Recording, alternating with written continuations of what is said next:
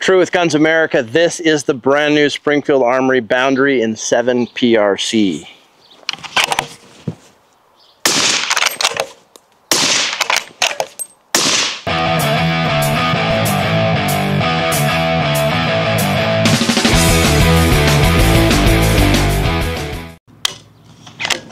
All right, this is the brand new Springfield Armory Boundary rifle. And as you know, Springfield Armory jumped into the bolt action rifle game a couple of years ago. The 2020 Waypoint was kind of their flagship rifle, but a lot of people didn't like the shape, the weight. They wanted something more traditional for hunting, and so Springfield has listened, and they have made this 2020 Boundary is the model name. So I'm going to run you through some of the features. Before I do, though, I want to tell you right now that I am not being paid by Springfield in any way. I was not given this gun. They sent it to me for a review, and I definitely have some feedback for Springfield on this, so if you want to hear that. But I think they did a lot of things right. I like a lot of things about it. So we're just going to kind of start... We're going to start with the stock, go through the whole gun real quick, give you the overview, and then we're going to shoot it. We're going to shoot some groups, chronograph it, kind of let you know what the story there is. So let's just start back here. This is an AG Composites 100% carbon fiber stock, and it is hand-painted camo. It's absolutely hand-painted. The stock feels good. It's got a Pachmayr decelerator pad back here. It's like a 1-inch rubber butt pad. And then the other thing the stock has is it has a QD, which I actually really like QD swivel studs, and I like them on the side because it means that the gun lays flat against your back and you don't have a bolt handle or a trigger guard or a bipod jamming you in the shoulder or back if it lays flat against your back. The other QD sling swivel stud is up here in the stock. The other really nice thing about this stock is you have 2 M-LOK slots right here in the forend so that you can attach a piece of pick rail, attach anything, a bipod adapter. There's all kinds of M-LOK accessories and attachments for ARs and any other gun that has M-LOK. So, I mean, you can mount lights, whatever you wanted under there at this point. ARCA, yeah. Anyway, so that's really I like the stock a lot. The shape is more of a traditional hunting style shape. It throws up nicely. This is a Leupold VX6 3-18 on here. And it's the 44 objective, and you can see how sleek it fits on this gun, and the cheek weld is quite nice. You know, it's about exactly how I like it. All right, let's talk about the action for a second. This is basically Springfield's 2020 action, and this is precision cut. It's basically a custom action that Springfield is using and building their rifles out of. The raceways are EDM, so they're completely precise. It is smooth. The bolt throw is nice. The bolt handle can be taken off and replaced with something different if you like. The bolt is fluted, both to lighten the weight as well as I think it makes a difference when it's running over cartridges in the magazine. So speaking of that, it's a blind magazine box. It's aluminum cover here. A lot of people like this because you can't lose the magazine, and you know, guys have been in the mountains and bumped their mag loose, lost it, haven't been able to shoot the rifle, or if you get to the mountain and you find out, hey, I didn't bring the mag, this is never an issue. The release for this is out of the way. It's not going to get snagged. It's sitting here in the trigger guard. It's nice and round. I actually quite like that. Speaking of the trigger, this comes with my favorite bolt action trigger already installed. This is the Trigger Tech trigger. If you've never felt one of these, they have a patented bearing system in here that's, they call it frictionless, but it is impressive. It's adjustable. There's a little set screw right here in the trigger guard. You can reach it without taking the gun apart, and it clicks just like a scope turret. So just like how we can click this and you can hear it click, same thing. You put an Allen wrench in there, click this, and you can feel it click. Each click is equivalent to about 1 ounce. So this can be adjusted down to 2.5 pounds on this Trigger Tech trigger, and because of how crisp it is, it actually feels lighter than that. So on this side, there's a low profile bolt release. The pick rail on top is a Remington 700 footprint, as well as the action is. I mean, it is a Remington 700 clone for the most part with improvements. The pick rail on top is pinned, so it's not only do you not have issues with screws coming out of your action, but it is pinned as well for recoil.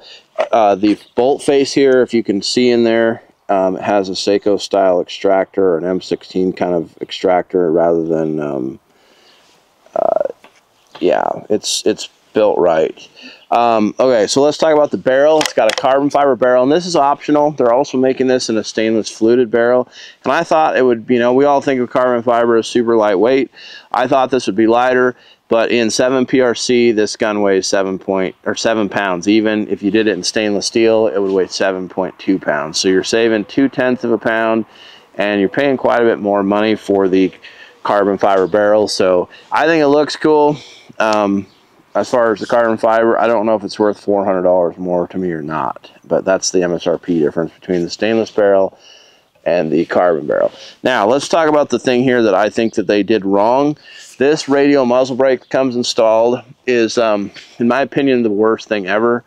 I mean, it works as a muzzle brake, but they're loud, and as you can see, there's holes all the way around it. So in a hunting situation where you might be prone, you might be in snow, dust, dirt, it kicks dirt and dust up all over you, or snow all over the rifle, because it sends gas all the way around it. And I don't think it's as effective at keeping the muzzle down to spot shots as the side ported, like tank brake style brakes. Now the reason that companies like Springfield are doing this is because they assume you're not going to leave it on here anyway.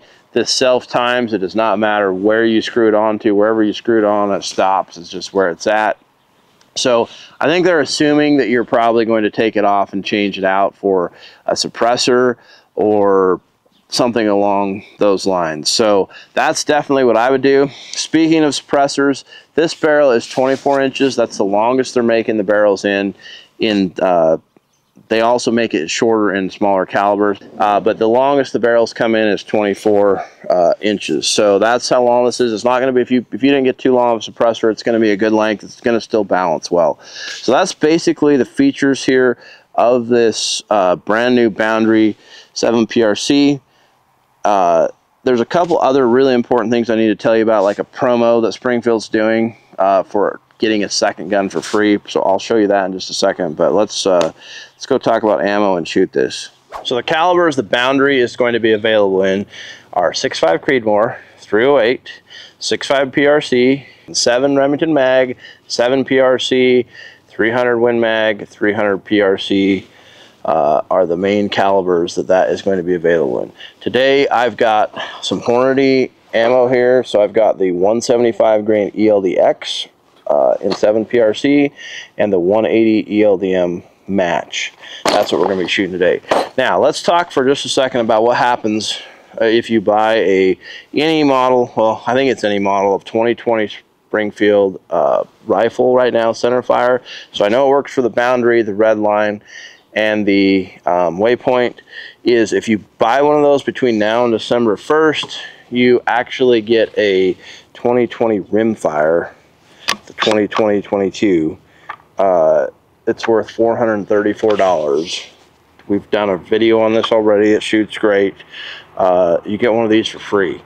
So that really helps, because the price point on this rifle, it's a premium rifle. Springfield's certainly trying to compete against custom rifles, and the MSRP on the carbon barrel is $25.99, and the stainless steel barrel is $21.73. So that's full MSRP. Obviously your dealer can hook you up with a better deal than that, but you think about this, you get a better deal, and then you also get a rimfire 22 that you can practice with. It's great stock shape, it's a good little rifle. So that is going on right now. You should check that out. We're going to start shooting some groups here. The 2020 has a 0.75 MOA accuracy guarantee. This Boundary does.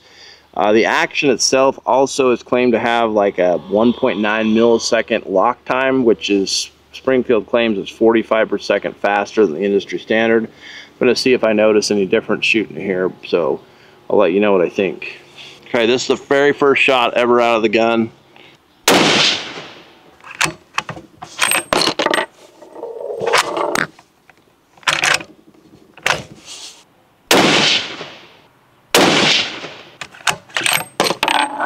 Okay, so our average, and these are the 175 ELDXs. Our chronograph average over here is 29.06 for 3 shots.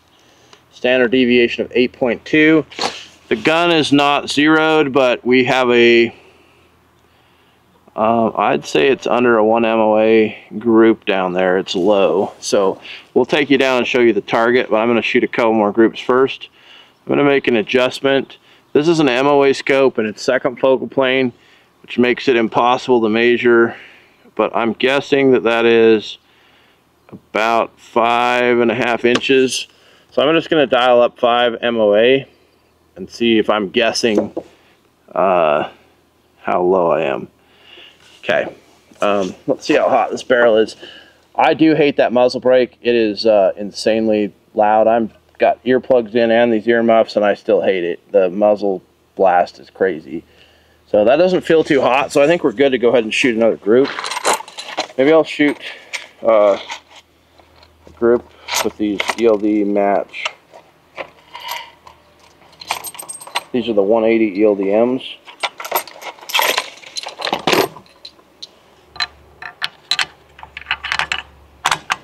So we'll shoot these and then we'll give it like 5 minutes for the barrel to cool down. Standard for groups on a hunting rifle is 3 shots because they're lighter barrels and the barrels heat up and get hot. So that's generally what we want to do. So I've just adjusted this up 5 minutes. We're going to shoot the same target and we'll just see what happens here.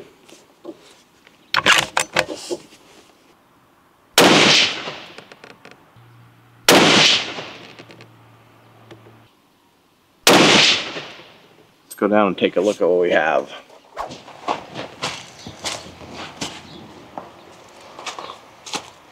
Alright, so this is the very first 3 shots fired out of the gun. And this is the second. So this was the ELDX. This is ELDM. The trigger's a little heavy. I'm going to try shooting again. Yeah, I feel like I can do a better job of shooting gun. So, but I mean, it's definitely grouping. So this is 1 inch right here. So this one is definitely a little bigger than 1 inch. This one is probably in that 3/4 minute. We'll bring a tape measure down next time and measure it, but this one's going to be bigger than a minute. This one's going to be under a minute, I think.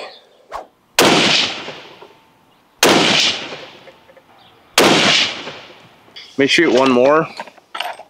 So it seems to like this ELDX ammo better than maybe the ELDM. Let me shoot one more with this, and then maybe we'll throw a suppressor on it and see how it likes that. That muzzle brake is brutally loud. Alright, so we're going to go back-to-back 6 shots without letting this cool down. Just not really fair.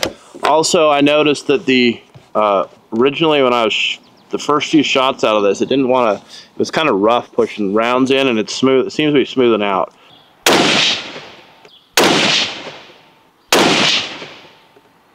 Oh, did have a good grip going. That one we pulled out. I don't think it was me, but it could have been. All right, we're gonna let that cool down. I'm gonna grab a measuring device. We'll go down there and see how big those groups are. All right, so we have now shot a total of 4 groups. So like I showed you before, this was the first one. Second one, this was the 180s, and this could have been me. Like the gun, that muzzle brake does not do much, so there's a decent amount of recoil. But this is the 3rd group, and that's 3 shots. That one was hammering. These were the first 2 shots on the last group, and then I could have pulled this 3rd one, but it was also 6 shots in a row, and it was probably getting hot. So let's just start measuring here and see what we've got. So that group right there, that's like a 1 inch group, 0.99, so we'll call it 1 inch. So this one's going to be definitely, that one's going to be like a minute quarter. So 1 inch for 1 MOA. It's actually slightly less than 1 MOA. This one is going to be because you subtract a bullet diameter when you measure groups. So that one is going to be a 0.475. So that's under half-minute group. This one, this flyer obviously threw us clear out here, but that one's like a 1.3. So, and that could have been me, and it also was the 6th shot in a row. So I actually think we should swap a suppressor on and see how it shoots with the suppressor. We got 2 bullseye left. We'll shoot one more ELDX group and one ELDM group with suppressor on and see what it does. But I mean, that is a legit group, and maybe a better shooter could do that more consistently.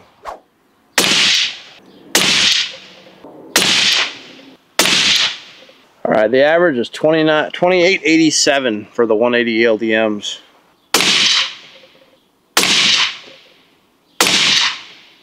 All right, so we switched things up with the suppressor because that muzzle brake was blasting my ears and I hated it. This was the 180 ELDMs. The gun just does not like them. This was for shot 1, shot 2, shots, I don't remember which is which, but one of these was shot 3. And I thought maybe I pulled it, so I went ahead and shot one more, and it kind of went to the same spot. This is with the suppressor on, though. This up here is the last group we just shot with suppressor on, the 175 ELDXs. This is what it seems to like. This was also a 3-shot group. But I mean, let's measure that real quick. 0.58. It's under, I mean, it's tight, as you guys can see. Tight group. This one was the tightest at under half a minute, just barely over half a minute. Yeah, the gun has the potential to shoot. So, and it shot well with the suppressor and without it when we found the ammo that I liked. All right, so we have finished shooting this Boundary 2020 by Springfield Armory and 7 PRC. For the last 2 groups, I switched out this radial muzzle brake for a suppressor. This is Silencer Co's Omega 300. It's kind of a tried and true suppressor. And we shot a phenomenal group with some of the ammo that the Boundary likes. So for some reason, whether it was just a lot number, it did not like the 180 ELDMs, which is okay. This is a hunting rifle. It liked the 175 ELDXs the best, and it shot those extremely well. Now, I'm going to be honest with you. This gun is light. It weighs in at 7 pounds. This is a light scope. No bipod to load into to kind of help manage recoil, and so off that bench and the bag setup, it was a handful. It was bouncing around a little bit. So I think if I spent a little more time getting used to what it's like to shoot this gun, that I could probably shoot more consistent groups that are under that, you know, half minute, 3/4 minute. It seemed like they were either right around a minute or they were like half minute. So gun definitely has potential. You find the right ammo for it. It is a tack driver. You really can't ask for better accuracy than what we were seeing out of one of those 175 ELD X's from Hornady. Once again, the 7 PRC. So let's just, final thoughts on this gun. It is the right shape, it's the right size, it's the right caliber to be the perfect hunting rifle, whether you're hunting antelope, wolves, mule deer, elk, whitetail. It really is kind of like the do everything. I mean, certainly black bear. It's the do everything caliber. It's my understanding, having been told by Hornady as well as custom manufacturers, that 7 PRC was the most chambered in custom rifles of any caliber out there this last year. So I think the 7 PRC is here to stay. It seems to be a great alternative for shooting heavy long range bullets. As far as this Boundary goes, some really good features. It's done right. If you're going to go build a custom rifle, I actually don't know what you would possibly change if you could. So I think Springfield did a good job on that part.